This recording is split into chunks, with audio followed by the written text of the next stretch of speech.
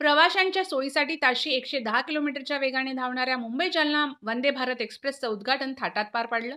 मात्र ही वंदे भारत एक्सप्रेस सुरू होऊन अवघे काही दिवस झाले. असे असताना व्यसनाच्या आहारी गेलेल्या एका महाशयाने तलफ आवरता न आल्याने थेट वंदे भारत एक्सप्रेसच्या शौचालयात सिगरेट ओढली. दरम्यान यामुळे अचानक एक्सप्रेसचा सायरन वाजला.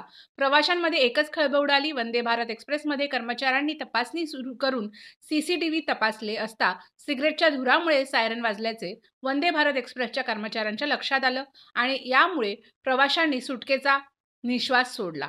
दरम्यान या प्रकरणी अधिक माहिती अशी की पंतप्रधान नरेंद्र मोदी यांच्या हस्ते वंदे भारत एक्सप्रेसचं थाटात उद्घाटन पार पडलं.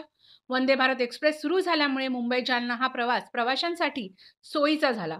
मात्र मंगळवारी सायंकाळी 4:30 वाजता मुंबईतून रवाना झालेली वंदे भारत एक्सप्रेस नाशिक रेल्वे स्टेशनवर पोहोचणार तोच काही अंतरावर C5 या बोगीमध्ये अचानक सायरन वाजू लागला. प्रवास करत असलेल्या प्रवाशांमध्ये अचानक एकच खळबळ उडाली. सायरन वाजू लागल्याने नेमकं काय घडलं हे कुणालाच कळलं नाही. यामुळे काही अंतरावर वंदे भारत एक्सप्रेस थांबवली. यावेळी तिकीट निरीक्षक व रेल्वे कर्मचाऱ्यांनी बोगीत जाऊन पाहणी केली असता सीसीटीव्ही कॅमेरे तपासण्यात आले. यावेळी एका प्रवाशाने बाथरूममध्ये जाऊन सिगरेट ओढल्याने हा प्रकार घडल्याचं लक्षात आलं.